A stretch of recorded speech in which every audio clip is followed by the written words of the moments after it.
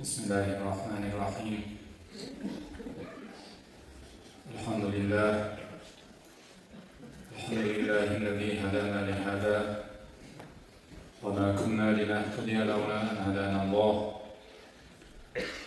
وأشهد أن لا إله إلا الله وحده لا شريك له، وأشهد أن محمدا عبده ورسوله صلى الله تعالى عليه وعلى آله وأصحابه وأتباعه إلى يوم الدين. أما بعد، السلام عليكم ورحمة الله وبركاته. محترم حاضرین ارجمند، فرا رسیدن روز سعید جمعه به همه شمایان مبارک باشد. الله تعالی همه ما را به توفیق هدایت، به توبه و انابت، به عفو و عافیت و با فیض و برکت و با سعادت دنیا و آخرت سرفراز گرداند.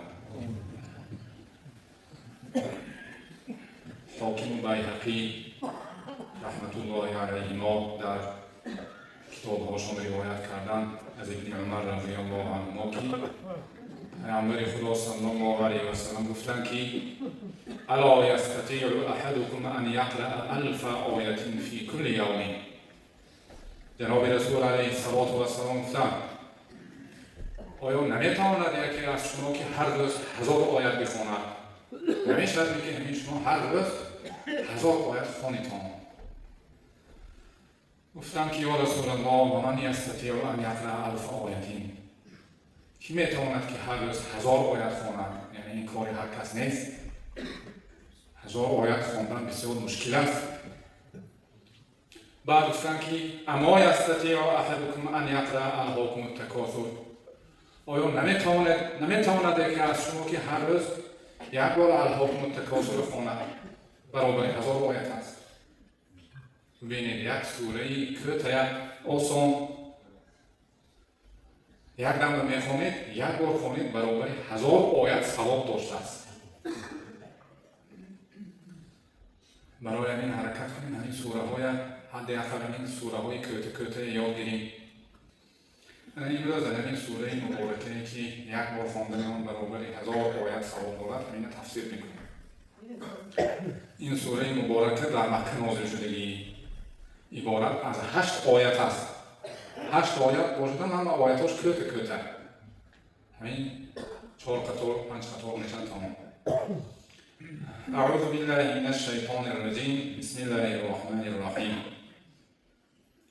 الهاکم التکاثر، مشغول کرد شما را فخر کردن به بسیار کردن مال و اموال. مشغول کرد و بند و بست کرد از طاعت خدا. پیش روی شما را از طاعت و عبادت کردن گرفت. چه چیز گرفت؟ همین مشغولیت و بند و بست شدن به زیاد کردن مال و اموال.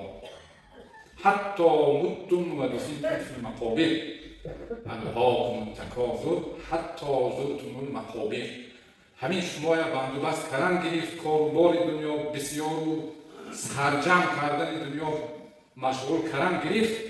حتی همین حالتتون تا وقتی که وارد قبرستان میشه تا همون وقت دوام میافت، یعنی تا مردن نتونه.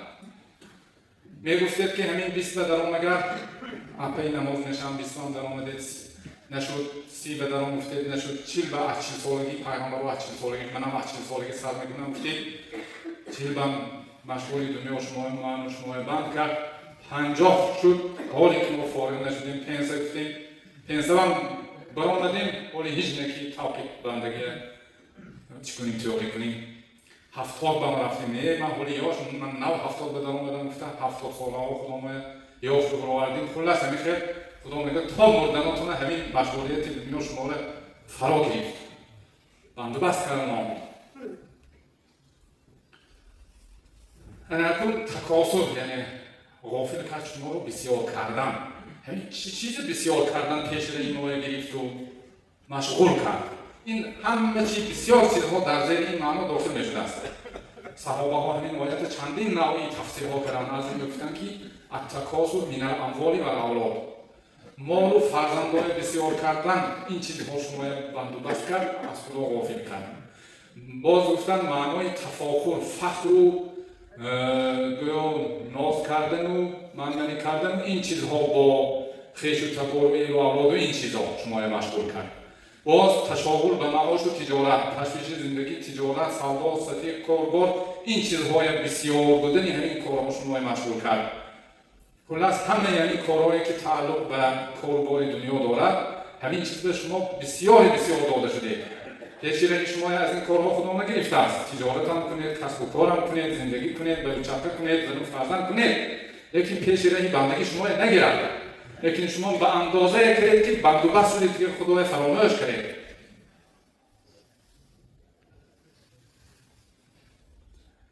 در صحیح مسلم از پیامبر خدا صلی الله علیه و سلم روایت میکنند که مطرف از پدرشان روایت کردند که من نزد پیامبر خدا صلی الله علیه و سلم اومدم که پیامبر خدا همین سوره الحاکم التکاثر خواندن و اخیرش رو گفتن که یقول ابن آدم مالی و هل لك یا ابن آدم من مالک الا ما اکلت فافنیت او لبست فابلیت او تصدقت فامضیت. یعنی فرزند آدم مال من میگه فقط، لیکن میگن ای فرزند آدم آیا برای تو از مالت فقط همین مقدار نیست؟ فقط همون مالی که تو خوردی و استفاده بردی، پوشیدی و دراندی کهنه کردی، صدقه کردی و ثوابش ذخیره کردی، مالی تو به دست داشتی که همین 3 قسم مال است. خورده حل کردی، پوشیده دراندگی، صدقه کرد، ثوابش ذخیره کردی. دیگه با پروندهش از آن من گفتن به خاطر جمع و اطمینان قلبتی از آن من گفتن اینقدر درست نمیگیرد که ممکن از آن تو نباشد.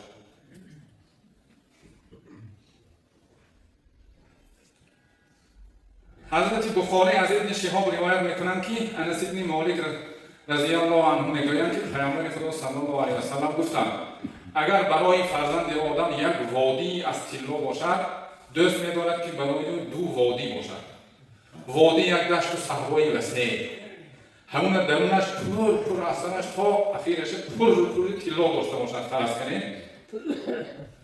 قناعت نمی‌کند، طبیعت انسان می‌کرد است یک وادی دیگر باشد می‌فرست. حرکت دویم وادی را تکرار می‌شود است. ولن یملأ فاه الا تراب. بازفتن دهن انسان را پر نکرد بغیر از خاک. تا خاک پر نکند این مال دنیا را پر کردن نتوانست میگن. و یتوب الله علی من تاب. لیکن همین خیر نمیگن و توبه میکند خدای تعالی توبهش را میپذیرد و توبه لایق میکند کسی که توبه کرد برگشت به خدا. کسی که لجام نفس و اشتهاش پیشش را گرفته خودداری کرد از این طلباتی به نهایتی نفس و خواهشش، این خدای تعالی از وی فکر و اندیشه های باطل و بیهوده برمیگرداند، به سوی خودش میخواند. باز در تفسیر همین آیت خودی پیامبر خدا صلی الله علیه و سلم یک سخن مبارک دیگر گفتند که تکاثر الاموال جمعها من غیر حقها و منعها من حقها و شدها فی الاوعیه. یعنی تکاثر یعنی بسیار داده شدن، بسیار شدن مال به غلطیدن، همین معنای دارد که گفتند از غیر حقش جمع کند، یعنی از نادرست راه و روش ها جمع آوری کند، کاری حرام، کسب حرام، فریب، دروغ و نیرم همین ترتیب جمع کند و از حقش باز منع کند. فرض کنیم از راه حلال هم که جمع کنه باشد حقش اجرا نکند، زکاتش نتیجه صدقه نکند، یک غذا یک کس بهره نبرد. یعنی تقوا الحاکم التکاثر به شما عراق زد مشغول کرده همین جمله انسان ها می‌دارند و شدها فی الاوعیه مستحکم نگاه داشتن اون در همون قرارگاه‌های و در همون ظرف‌های و خانه‌های و سیف‌های همین نخواست که از اونجا یک سهم کم شود و یک جاهای ثواب خیر شود. همین میگن تکاثر همین میگن. همین حالت شما ادامه یافتن گرفت حتی حضورتون مقابر، حتی زیارت کرده قبرها را، یعنی وفات کرده قبرستان را دفن شدن به معنای همون قبرستان را زیارت کردن بسیاری معنای دارد. اصلا زیارت قبر یک آدمی زنده میره قبرستان زیارت میکنه، دعا میکنه. باز همون خود آدمی که مرد گورستان به جا شد همون هم گویا قبرستان زیارت کرد حساب میشن. این تنبیه دراست که نباید که این کنید از این حالت بنده ها خداوند شکایت کرد، نباید شما چنین حالت به دچار باشید به فکر معنا. انا کن حتی زرتم المقابر گفت همینجا مفسرها درباره زیارت قبور اندک همینجا استفاده گذاشتن. یا درباره زیارت قبور که اومد ما باید بدانیم که این زیارت قبرها چه اهمیت دارد. زیارت قبرها بسیار اهمیتی بزرگ دارد. آخرت را به یاد انسان می‌آورد. آرزوی و هوس بی‌نهایت بیهوده را پیش رهش نمی‌گیرد. از دنیا قدر انسان را دور می‌کند از فتنه دنیا و انسان به آخرت رغبت می‌کند، روی می‌آوراند. برای این پیامبر علیه السلام گفتند کنت نهیتکم عن زیارت القبور فزوروا القبور فانها تزهد فی الدنیا و تذکر الاخرة. ای یاران گفتند من شما از این پیشتر از زیارت قبرها منع کرده بودم، انا اکنون اجازت می‌دهم گفتند. و این منع و نهی کردن موقتی بود. اکنون از این سو قبرستان‌ها را زیارت کنید گفتند. زورو زیارت کنید قبور را. پس درسته که این زیارت قبور در دنیا شما را زاهد می‌گرداند و آخرت را به یاد شما می‌اندازد. علما گفتند که کسی خواهد که قلبش را علاج و دوا کند، از زنگ و تاریکی و ظلمت و بیماری‌های روحانی و معنوی خواهد قلبش را مداوات و تداوی کند، علاج کند. یکمش میگن از همه داروی مجرب بسیار کردنی ذکر و یادی برهم دهنده لذت‌ها که آن مرگ است. یاد کردن آن چیزی که جماعت‌ها رو پریشان می‌کند مرگ است. دختر و پسران را یتیم می‌کند، این را بسیار کند. و اینچنین مواظبت کند بر مشاهده محتضرین، کسایی که حاضر به مرگ شده جان کنده ایستادند، اونها رو گاه گاه مشاهده کند. بسیار تاثیر حالت است. این یاد کردن و اندیشه تصور اگر برای تاثیر نکند، بعد عملا رود خیزد از جایش رود وارد قبرستان شود، همونجا یک زیارت کند، دعا کند، تلاوت کند، یک اندیشه تصور و تفکر کند که روزی او هم حتما در اینجا خواهد آمد. میگن قلب داروی و درمان یکی از مجربترین و بهترینش این کار است. در صحیح مسلم آمده است که جناب رسول الله صلی الله علیه و سلم به حضرت بیبی عایشه رضی الله عنها گفتند که حضرت جبرئیل آمده به من امر کردند که اهل بقیع را روی زیارت کنی. حضرت جبرئیل آمده پیامبران گفتند که زوجت عایشه را میگه بقیع را رفته زیارت کنند و در حق آنها استغفار کنی. بعد حضرت مادر گفتن که کیف اقول لهم یا رسول الله، چطور من رفته زیارت کنم دعا کنم یا رسول الله، قاعده‌اش چیه من بیان کی؟ آن حضرت گفتن که قولی السلام علی اهل الدیار من المؤمنین المسلمین و یرحم الله المستقدمین منا و المستأخرین و انا ان شاء الله بكم للاحقون. انا میخوام دعا کنم گفتن رفتن معناش این که السلام علیکم ای اهل دیار المؤمنین المسلمین، ای مؤمنین مسلمان هایی که همینجا قرار گرفتید، سلام خدا به همه شمایان باد. خدا همه پیشرفتگی های و بعد رفتگی ها هم شما رحمت کند، مغفرت کند و ما انشاءالله به سوی شما پیوند شونده هستیم و روز میشود ما هم همینجا همراه شما میشنیم گفتگی. همین سخنهای رفته همینجا وقت زیارت بدوید. این دعای زیارت قبور باید همون از یاد دانیم. السلام علیکم و اهل القبور یغفر الله لنا و لکم و انتم لنا سلفون و نحن بالاثر و انا ان شاء الله بكم لاحقون. این باز کمتر با دیگرگونتری همین دعا اینم در همین روایت آمده است. مضمون خلاصش در این معنا است. یا پیامبر علیه السلام گفتند که ما من احد یمر بقبر اخیه المؤمن کان یعرفه فی الدنیا فیسلم علیه الا عرفه و رد علیه السلام. کدام انسانی که از قبر یک برادر شناسش گذرد، از پیش قبرش گذرد که او را میشناخت، در دنیا میشناخت او را، پس سلام دهد برای همون میت، همین آدم سلام دهنده را میشناسد، سلامش علیه میگرداند. زیارت قبور این خیلی که اینجا هم به حس هستند و اونجا معنا ندارد. نه زیارت برای همون که آنها منفعتش حس میکنن. وقتی شما سخن میگویید اونها میشنون، سلام میدید، جواب میدهند، دعا میکنید، خرسند میشن، بهره میبرن. همین کار فایده های بزرگ حاصل میشد که طبیعت آموختن. برای همین من ماه رمضان خصوصا از قدیم همین اول رمضان و آخر رمضان خلاص نسبت به دیگر وقتها رمضان در یک زیارتی پدر و مادر و بابای و بچه گذشته های زیارت و همین رفت آمد به قبرستان هست. همین بهترین کار است. هم انسان دلش نرم میکند، هم ارواح گذشته هم خرسند میشن.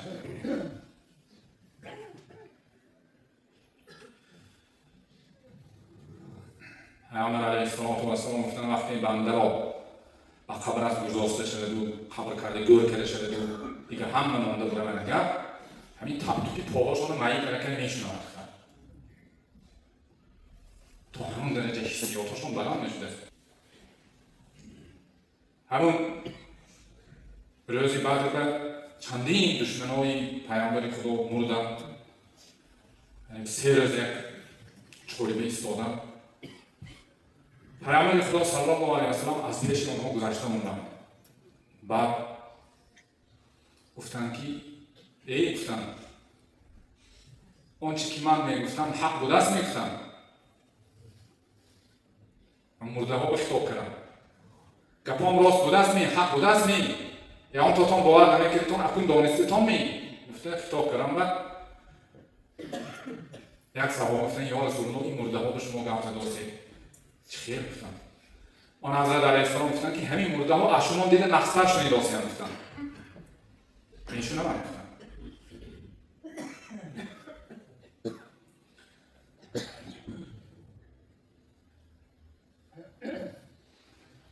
برای همین گفتن که فرزندها یک حقش و عزیمهش نسبت به پدر و مادرش همین که اگر از دنیا گذشته باشه مگر هرگاه زیارت برود خصوصا روز جمعه در نهایت زیارت برفتن باز همون میت حاضر میکرده است، میشناخته است. از دیگر وقتها دیده زیادتر همون توجهش و چیش به همون زیارت کننده زیاد میگشته است، امیدوار میشده است.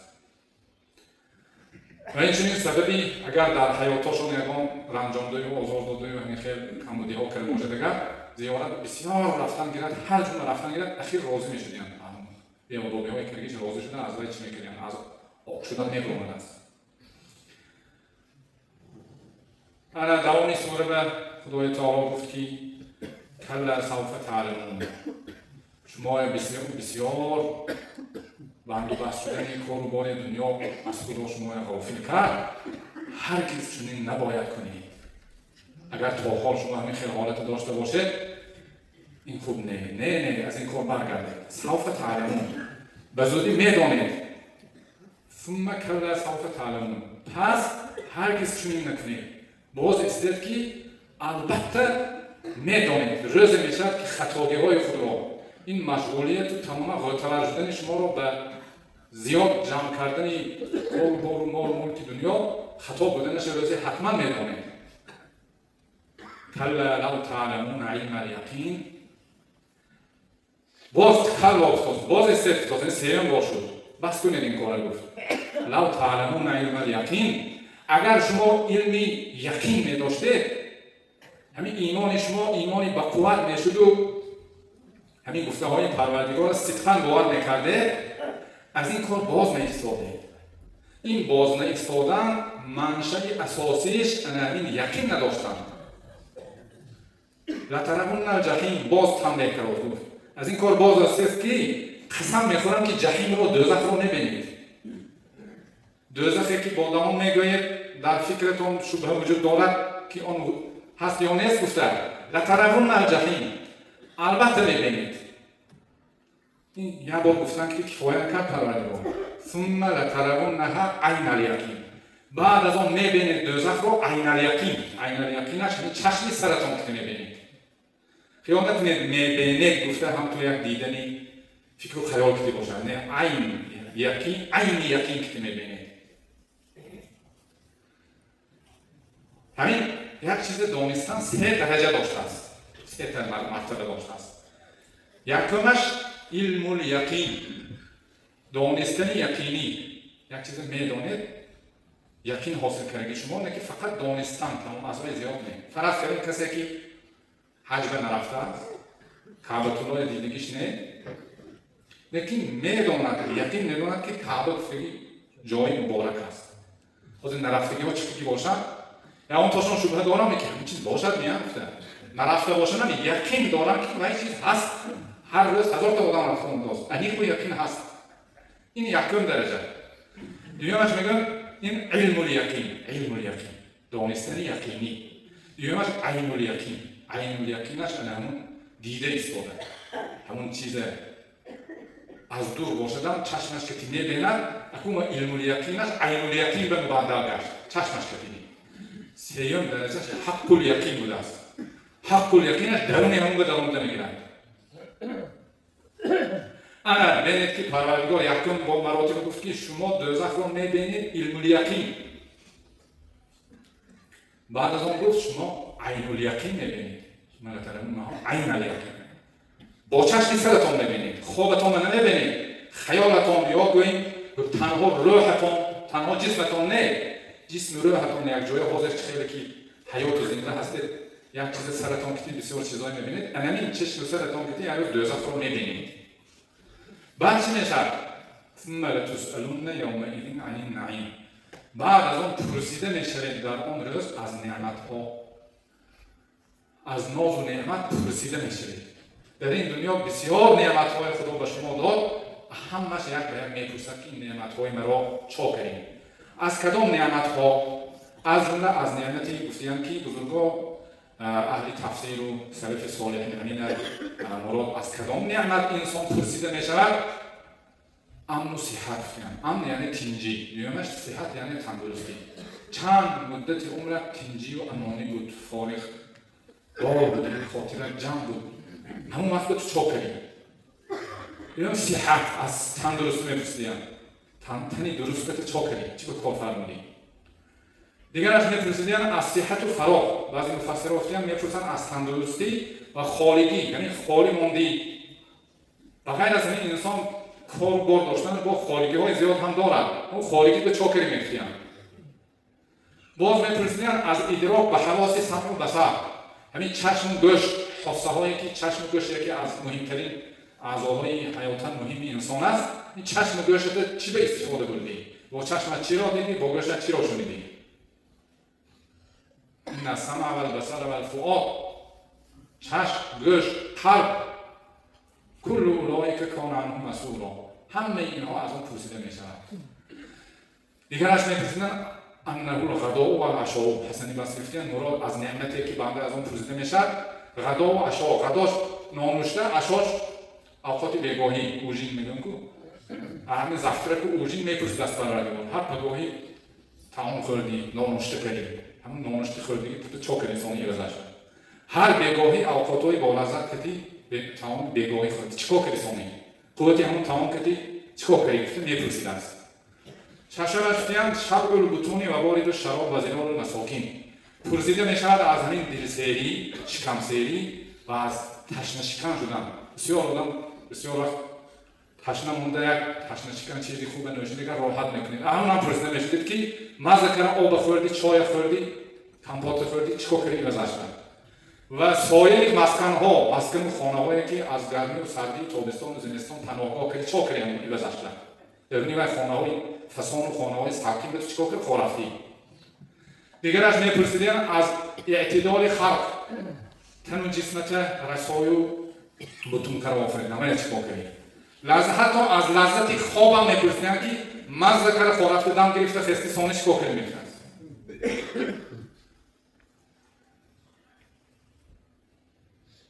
دیگرش گفتند که از همین نعمت ها عمومی که بگوییم همین نعمت های دینی خصوصا محمد صلی الله علیه و سلم جناب رسول اکرم علیه السلام به شما فرستاده نسبتشون چیکار کردی؟ دعوتشون قبول کردی؟ دینشون پیروی کردی؟ سنتشون عمل کردی؟ چیکار کردی؟ دیگرش پرسیده میشد از سبک بودن شریعت و تیسیر قرآن. همین شریعت و عمل کردن یک آسان و قلعه است. همین امر و نهی و طاعت و عبادت هایی که بر ذمه هم واجب و لازم کردی هم تو نگاه کرد برایت همش میشدگی کارا از طاقت و مدار انسان بیرون چیز نیست. همه کند میتوند.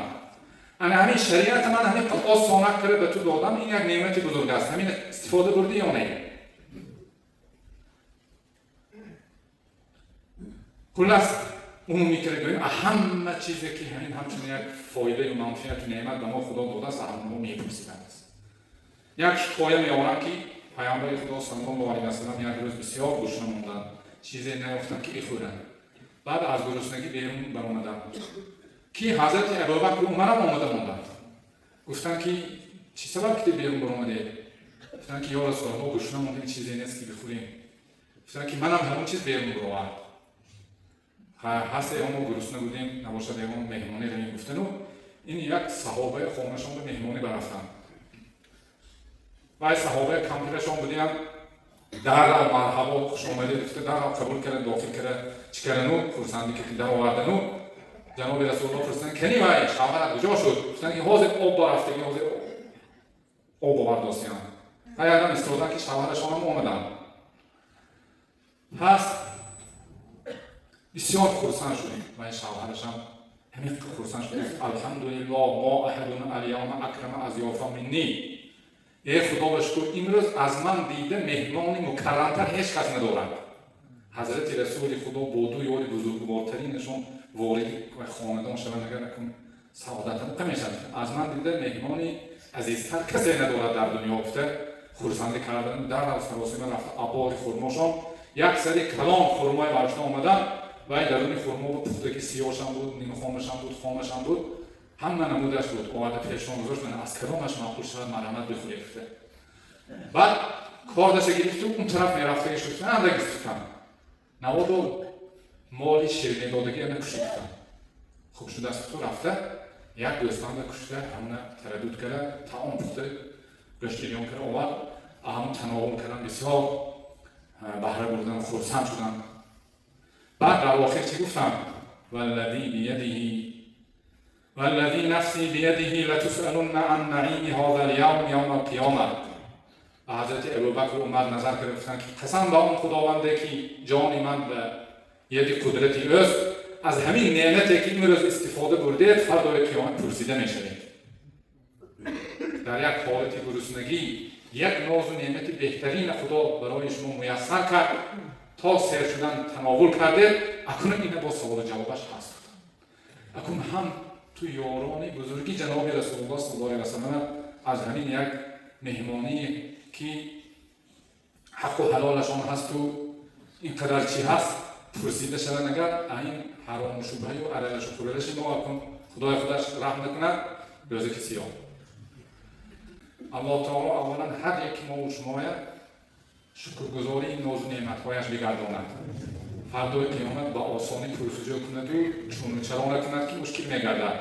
پروردگار همون دوزخ چشم سرکتی ندیدن پیش باوری یقینی حاصل میکرده که همین رو شما رو گرداند و از فتنه بسیار جمع کردن و از معیار و اندازه زیاد فرو رفتن به دنیا در پناهش نگهدارد. و صلی الله علیه و سیدنا محمد و آله و صحبه و سلم برحمتک.